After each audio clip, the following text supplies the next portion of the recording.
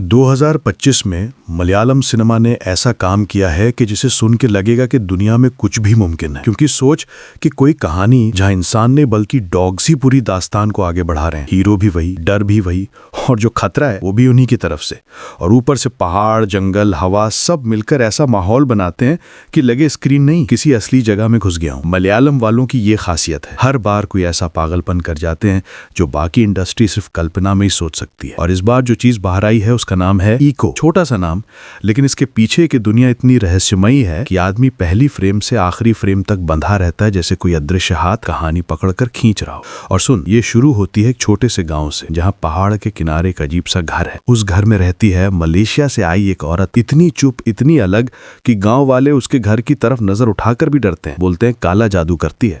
औरत अकेली रहती है, लेकिन सच में अकेली नहीं है। उसके आसपास कुछ कुत्ते हैं, कुत्ते भी ऐसे कि जिसने भी उसको हल्का लेने की गलती की वो घर से बाहर गया तो दोबारा दिखाई नहीं।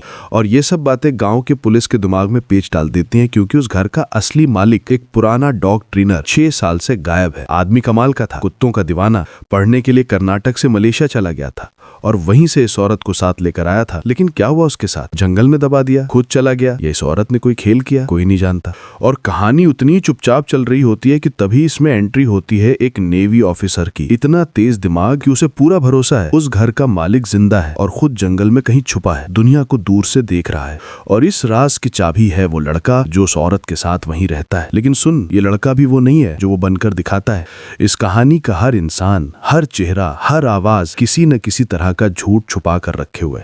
और फिल्म इतनी चालाकी से ये सब दिखाती है कि हमारी आंखें सब कुछ देख रही हैं, लेकिन दिमाग को सच समझने नहीं देती। और जब आखिरी सीन आता है ना, कसम दिल्ली की, ऐसा झटका लगता है कि दिल रुक जाए। क्योंकि 2000 से 2025 तक जितने भी एंडिंग्स आए हैं, ये अकेले खड़ी होकर सबको मात दे देती है। और जो सबसे ज्यादा पागल कर देने वाली चीज है वो ये कि इस फिल्म में जानवर सिर्फ एक्स्ट्रा नहीं है, वो कहानी चला रहे हैं, रहस्य बना रहे हैं, डर पैदा कर रहे हैं, और कभी कभी इंसानों से ज्यादा स्मार्ट निकलते हैं। और जब ये फिल्म OTT पे पहुंचेगी ना, भाई लोग दिन रात इसी की बातें करेंगे, लाइनें मारेंगे, थ्योरी चलेंगी, बहसें होंगी, बॉलीवुड रीमेक के सपने देखेगा, लेकिन फिर भी उस खुरदुरे रॉ एहसास को छू भी नहीं पाएगा जो नए चेहरों से आता है। हर फ्रेम में सच्चाई है, हर मोड़ पर धोखा है, और पूरा माहौल ऐसा है कि लगे जंगल खुद कहानी सुना रहा है। ये फिल्म देखनी नहीं, महसूस करनी पड़ती है। और जब खत्म होती है ना, इंसान 5 मिनट बैठकर खुद को समझाता है कि अभी क्या देखा है। और भाई मैं बस इतना कहूंगा, थिएटर में मिले तो मजा दुगना, वरना OTT का वेट कर, क्योंकि जब ये आएगी ना तो तू दिन में 3 बार देखेगा। बस इतना याद रख, ये कहानी है, रिव्यू नहीं, और ये कहानी खत्म नहीं होती, दिमाग में कई दिनों तक गूंजती रहती है। बस इतना ही। टेक केयर, चल फिर निकलते हैं।